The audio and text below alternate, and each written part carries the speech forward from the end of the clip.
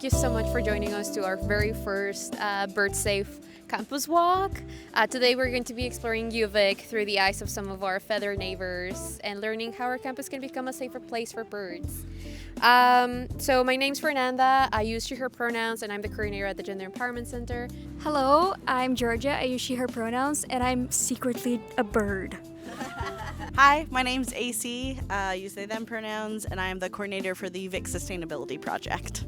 Before we start, however, I would like to acknowledge that we are gathered on the traditional territories of the Lekwungen-speaking peoples today, the Songhees and Wisapsan nations, as well as the Wisanich peoples, whose relationship to this land continue to this day. Being on Lekwungen lands reminds us of the importance of respecting local ecosystems and caring for the species that are native to this territory, such as the Pacific wren, the chestnut-backed chickadee, or the cedar waxwing. And we'll see many more today. I think it's going to be very exciting.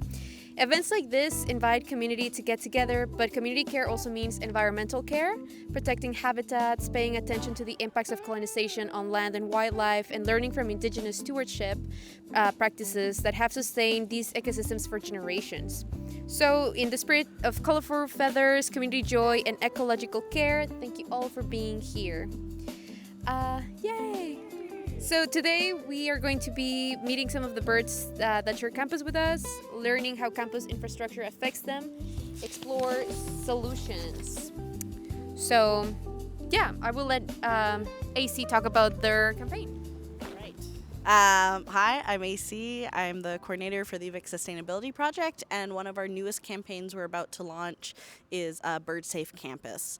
We are joining a bunch of different universities and colleges around the US and Canada based on FLAP's campaign for Bird Safe Campuses, and our main goal is to make sure that UVic has the infrastructure to prevent these very easily preventable deaths of birds. Around 25 million birds die every year in Canada alone from bird collisions, from building collisions. And we recently had a research study here that showed that on average 1,095 birds died from these collisions just from September to, I believe, February, but in the fall. So today we are hoping to help keep launching this campaign on UVic campus to pressure UVic to have bird-safe buildings and just build a bird-safe campus in general where we can educate and engage with our feathered friends. And we're also hoping to create a citizen science UVic community monitoring program where people can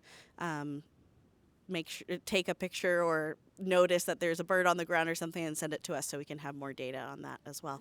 Yeah. All right. Well, perfect. Before we start, Georgia, do you want to give us some bird watching tips or as we walk? Okay, let's do it. On our way.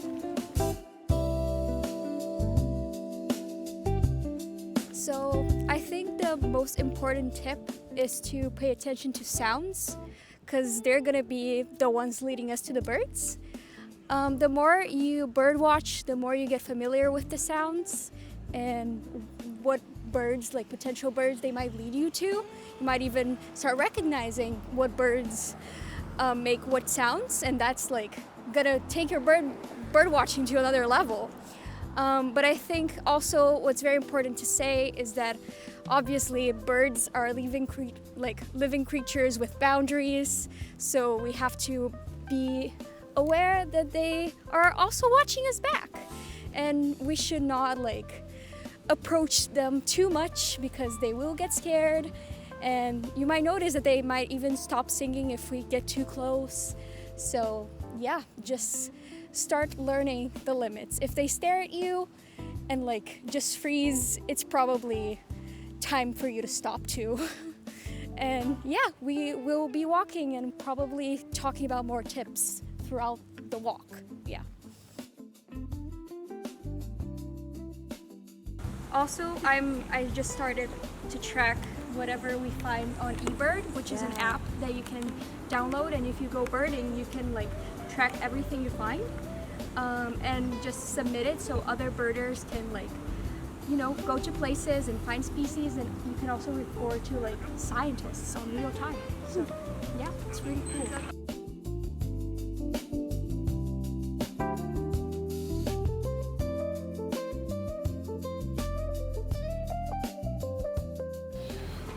When you look at these windows, do you see us over there?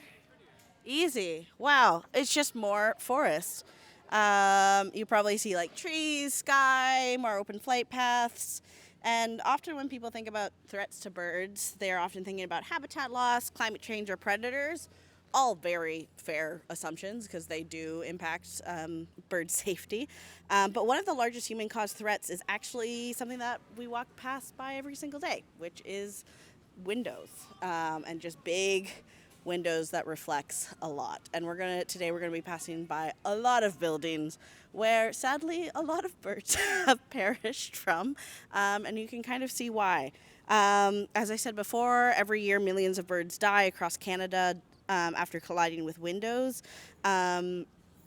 Based on the research that was done by Dr. Blight and some other folks, it suggests that thousands of birds collisions occur on campus annually, and they were only able to study the ones from in the winter and fall.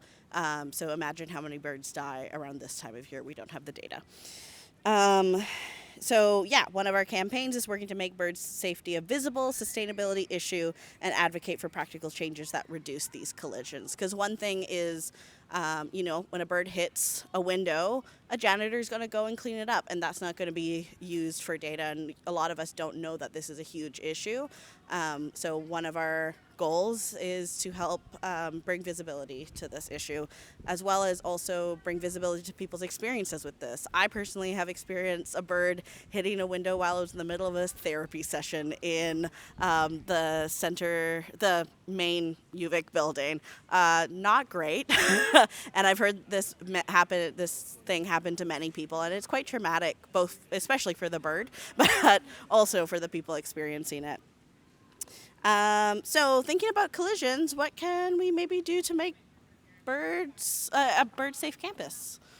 Anyone have any suggestions? Yes. Yeah, the window dots. Yeah.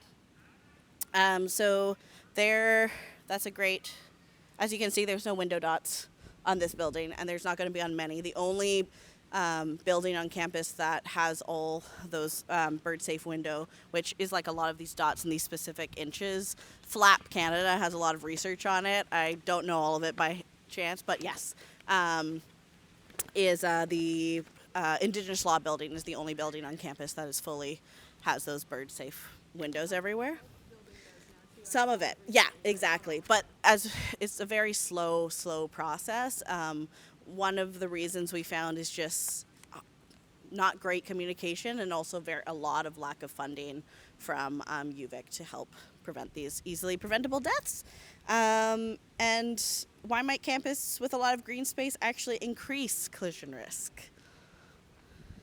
Exactly. Like we're quite close to a bird sanctuary as well that a lot of migrating birds go to. So we're kind of on similar flight paths, and because there's a lot of nice greenery, if I'm a bird, even as a person, I like to hang out here, but it also means what's reflected is going to be more greenery, and so you're more likely to hit a window due to that. This creates a difficult challenge because the same biodiversity we do want to encourage on campus can also increase the risks when paired with this reflective architecture, which kind of shows how we need to put more importance in the stewardship of our lands, not just by planting more things, but it's also about what are the infrastructure we're building and how does it affect the world around us.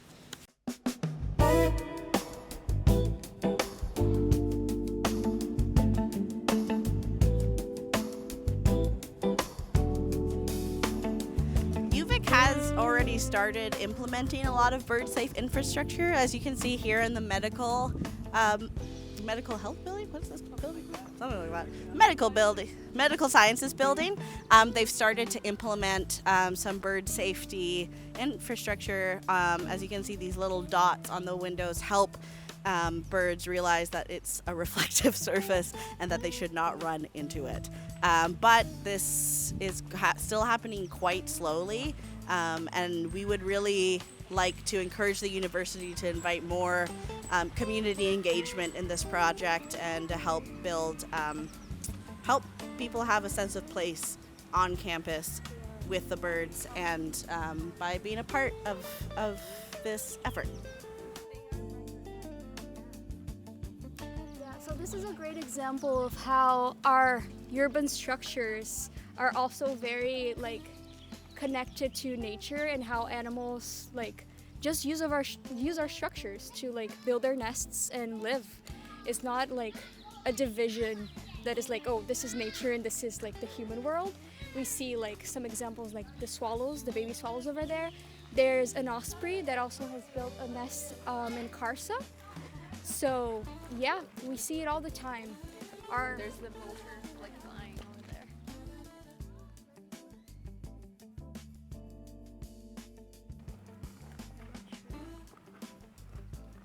But yeah, it's like that makes us like responsible in our architecture to like make sure that these creatures are safe and that we're not making like stuff like that we're not leaving toxic stuff around, that we're not like, you know, leaving our windows without the protection dots so that we can like take care of them while being responsible in our architecture.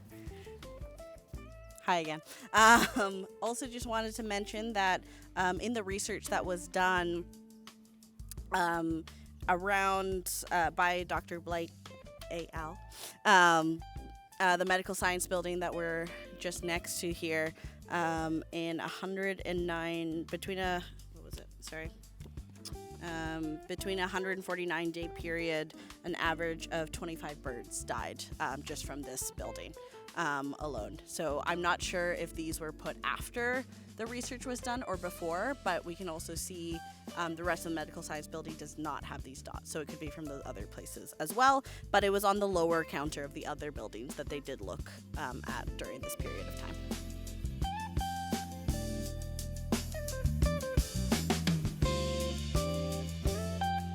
So as we are here, you can kind of hear the construction happening as the new engineering computer science building is built. So I have a question. When we design spaces, who do we design them for, right? Like, who is it that we take into consideration when we're building a lot of spaces? And like, that is not only for birds, but also for a lot of people, right? Do we think about people with disabilities? Do we think about people who, you know, might be parents? Is this a building that can have children inside? We have the trumpet. Yeah, so a lot of, as Georgia was saying, we often think about like human world and nature world, and we never think about like how we coexist, and how like wildlife is always kind of forced to adapt to the new environments that we create. So I think that when we think about it, then it is the minimum that we could do, right? Like have all those windows be safe for the birds. Because if we are not going to go anywhere, then at least we can make sure that we are safe for all of us. Yeah. If you think about it, it's like just another kind of colonialism. It is colonialism. It's very like anthropocentric, and yeah, if we want to truly like take reconciliation into like an actual honest level, we have to take into consideration that it's not just humans who are native to this land and who have to kind of like deal with us constantly destroying it and, you know, just occupying it. Can I add one thing? Yeah. When you're saying about like who are we designing it for, like I'm in engineering, and like we talk a lot in our classes about like designing for accessibility and like who are you designing for, but one of the concepts that we talk about is human-centered design, which is supposed to be that concept of including people, but people, like it literally is called human-centered design. I don't think we've ever talked about like the ecosystem or animals in that, which is a huge thing we're leaving out. Yeah, thank you for that perspective. So, how are some ways that humans and nature can coexist? I mean, we are nature. We just forget it all the time. period. Yeah. So again, bird-safe architecture, native plantings, reduce light pollution, wildlife corridors, like such as this one, right? Like it's uh, like a little space where like this is only, and sustainable planning from the beginning rather than retrofitting later, right? Okay. Anyone else wants to share anything? All right, hello again. The engineering office wing was one of the top buildings for bird collisions in the study that was done during the fall and winter. Around 83 birds died in that fall to winter research that they know of, right? Because they can only know the ones that they've monitored and the ones that didn't fly away and die somewhere else. I have seen that in the new wing that they are building, there is bird safe windows that they've implemented, which is great. But I would strongly advise to be quicker at putting more on these windows, because the engineering building especially is quite reflective and is very vulnerable for birds. You can see there are so many birds in this area. Yeah, this is a great bird area, and having a bunch of reflective windows right next to it, not the best idea.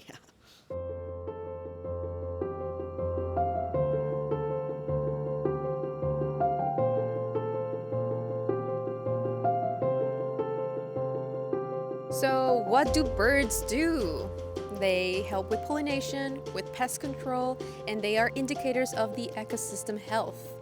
I have some little cool feminist facts about birds. So, not all bird species feed simple male-female behavioral stereotypes. In some species, females are larger, more aggressive, or more colorful than males, than what we typically only think about what happens in nature. Some bird species form same-sex pair bonds, like penguins, and they had like 2 gay penguins in a zoo, and they were trying to raise a rock. Parenting responsibilities vary enormously between species, so it's not something that is just put onto like female birds. And cooperative parenting is actually the most common in many bird communities, both birds helping out. Do you want to say some facts? Yeah, I guess in terms of like ecofeminism and bird watching can pretty much like change our lives in many ways.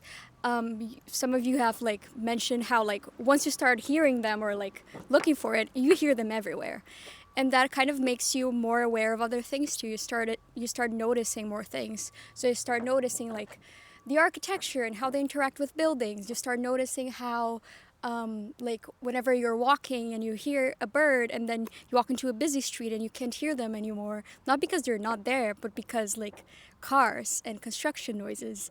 We like many times during this walk, we've like heard a lot of construction and cars and like many other things like that, and it just makes you realize how much noise pollution we have in our cities, and it just makes you more aware of a lot of stuff. So like I read this once and like I took it with me for life, because it's like you wake up and you see a bird and you think it's really cute and you start bird watching, and the other day you want to like destroy capitalism.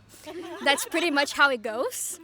The more you bird watch, the more you like expand your world and get to know your city, because you want to go out and look for birds, and you start like realizing a lot of issues, and you want to like act because you want to protect them and you want that cute bird to live. So there's a lot of like feminist action that goes with bird watching. Hello again. And I think that's really interesting and important to think about also in queer ecologies and feminist ecologies, is who's taken seriously when we talk about more than human people as well as human people.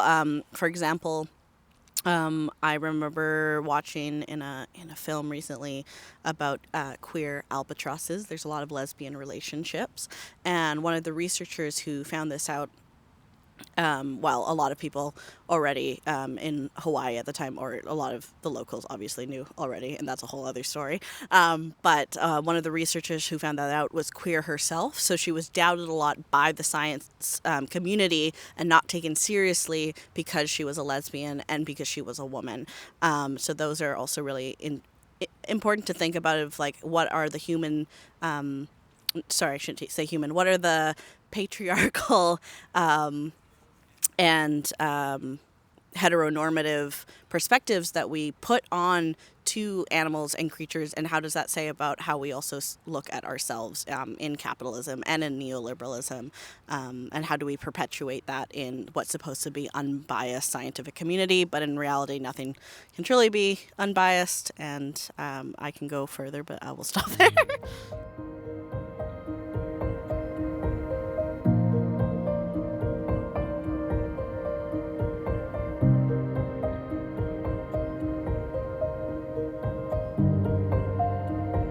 So I have a terrible, sad story.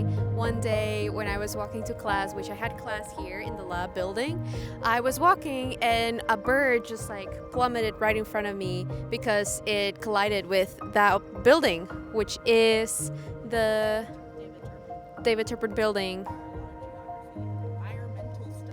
where there are a lot of geography and environmental studies classes, which is very unfortunate to have that. I didn't know what to do or who to call, and unfortunately the bird just passed away.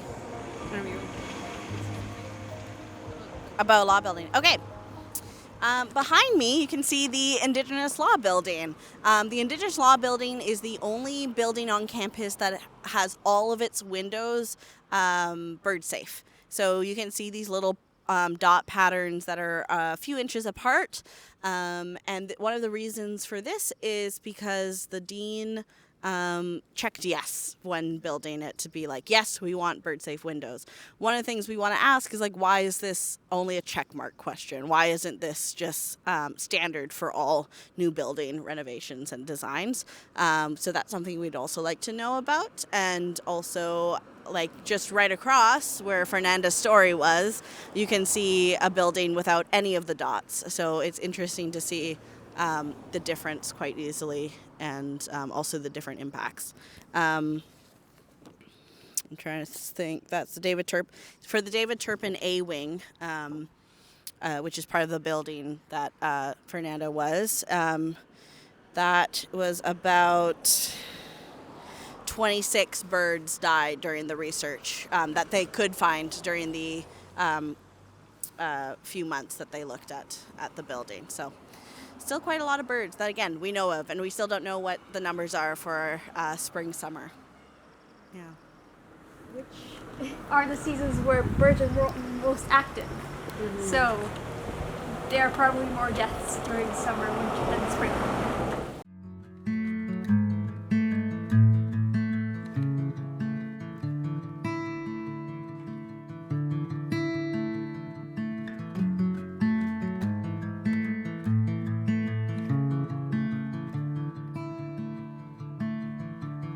I've seen on YouTube, I think you can look for it on YouTube. It's if you have issues with bird collisions in your house, you can use Poscas, which are those pens. Posca, I think? Yeah, Posca. Yeah. To mark your windows, and like there's a specific measure that you have to follow, and just like make straight lines. It's very easy to make, and afterwards, if you're like renting, you can like take them away with like a credit card or something. But yeah, there are methods that you can use in your house. If you look for them on the internet, there are plenty. If you have any issues with bird collision. So yeah. At the UVSP office, we also have different pamphlets of how to keep your spaces bird safe. So feel free to come on by in the basement in, I don't remember my office number, but insert here. Down here. So if you come by the UVSP's office, we will have these different bird safe spaces pamphlets that you can feel free to read. We will also shortly post these online as well if you need an online resource. Well, that is it for today. Thank you so much for joining us in this, I guess, online version of the tour. Thank you so much, and I hope you had a good time. Yay! Save the birds! Save the birds! Save the birds! One last thing.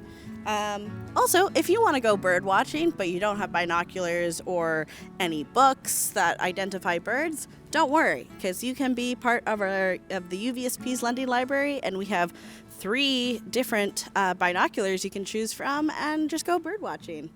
Yeah.